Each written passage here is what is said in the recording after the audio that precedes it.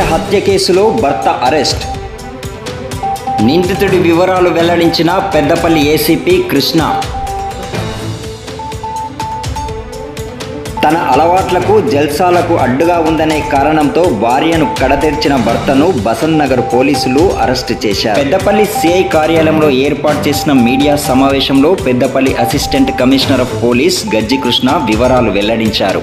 ఎండపల్లి మండలం మారేడుపల్లికి చెందిన వ్యాళ్ల పున్నమరెడ్డికి రజితతో కొన్నేళ్ల క్రితం వివాహం జరిగింది. వివాహం జరిగిన నాటి నుండే భార్యాభర్తల మధ్య తగాదాలు జరుగుతుండేవని, ఈ క్రమంలో పలుమార్లు పెద్దల మధ్య పంచాయతీలు జరిగాయి. అయితే నెల నుండి మద్యం మానేసిన పున్నమరెడ్డి తిరిగి మద్యం సేవించడం మొదలుపెట్టడంతో భార్య నిలదీసింది. దీంతో ఆవేశానికి గురైన పున్నమరెడ్డి చేతికి అందిన ఇనప వస్తువుతో తలపై బాదడంతో రజిత అక్కడికక్కడే మృతి చెందింది. మృతురాలి తల్లి తీపిరెడ్డి వజ్రవ్వ ఫిర్యాదు మేరకు కేసు నమోదు చేసుకున్న పోలీసులు నిందితుడు పున్నమరెడ్డిని ధర్మారం క్రాస్ రోడ్ వద్ద అరెస్టు చేసి రిమాండ్కు తరలించినట్లు ఏసీపీ వివరించారు. ఈ సమావేశంలో పెద్దపల్లి సిఐ రాసూరి కృష్ణ, బసంత్ నగర్ ఎస్ఐ స్వామిలు పాల్గొన్నారు. పున్నమరెడ్డి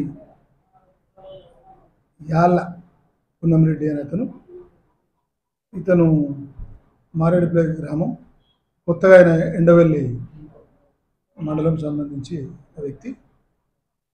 ఇతను వ్యవసాయం చేసుకుని జీవిస్తాడు.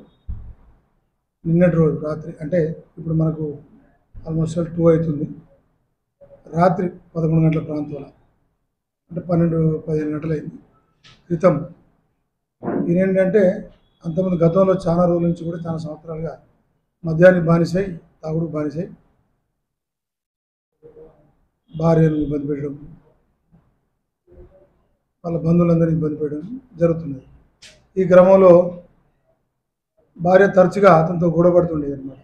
తాగడం మానే, మనకు అన్ని రకాల ఆరోగ్యపరంగా లేదా ఆస్తిపరంగా అన్నీ నష్టపోతున్నాం అని ఆమె ప్రతిసారి మందలిస్తుండేది. ఇదంతేంది కథ, అంతేంది, ఊకే నన్ను ఇబ్బంది పెడుతుంది, నా యొక్క ఆనందానికి వ్యతిరేకంగా ఇబ్బంది పెడుతున్నటువంటి ఆలోచనతో గత కొద్ది రోజుల గురించి అంతకుముందు కూడా గొడవ చేసి బాగా కొట్టడం జరిగింది. సరే, అప్పుడు ఏదో లక్కీగా ఆమె సేవ్ అయింది, జరిగిపోయింది. ఇప్పుడు మొన్న అయోధ్యలో రామాలయం ప్రతిష్ట జరిగింది కదా, రామ ప్రతిష్ట. ఆ టైంలో కూడా ఇతను అయోధ్య పోవడం జరిగింది. ఫిబ్రవరి 9వ తారీఖున అయోధ్య పోయి వచ్చిండు. వచ్చినప్పటి నుంచి కూడా కొంచెం జాగ్రత్తగా మంచిగా ఉంటుండు. అయితే గొడవ అనేది కామన్గా జరుగుతుంది, కానీ ఈ తాగడం అది కొంచెం బంద్ చేసిండు. ఆయన తన పని తను చేసుకుంటూ భార్యతో మాత్రం గొడవ పడుతున్నాడు. నువ్వు చేయబట్టి నాకు నేను మందు తాగడం మానేపించినావు, నేను మందు తాగుతా రోజు గొడవ పడుతున్నాడు. అందులో భాగంగానే నిన్నటి రోజు రాత్రి, అంటే నిన్న మంగళవారం నైట్, అంటే తెల్లారింది, మనకి ఇప్పుడు డే గడుస్తుంది. రాత్రి 11 గంటలకు దీంతో బాగా ఇబ్బంది అవుతుందనే ఉద్దేశంతో ఇంత మందు కావాల్సుకొని మందాగి డ్రింక్ చేసి వచ్చి గొడవ పడతాడు.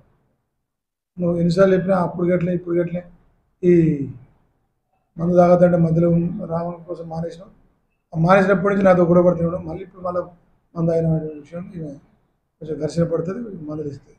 నువ్వు ఊరికే నన్ను ఇబ్బంది పెడుతున్నావు, పరిచయం చేస్తున్నావు అనేటువంటి ఆలోచనతో అక్కడ ఉన్నటువంటి స్క్రూ పరాన ఉంటుంది కదా, ఈ పిట్టర్లు, నల్లాలి పిట్టర్లు ఉంటారు కదా, స్క్రూ పరాన ఇట్లా వంకర ఉంటుంది, అది బాగా బలంగా ఉంటుంది, గట్టి ఐరన్ అది.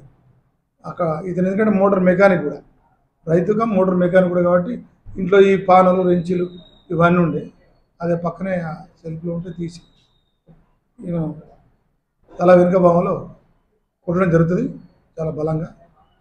దాంతో వెంబటే చనిపోవడం జరిగింది.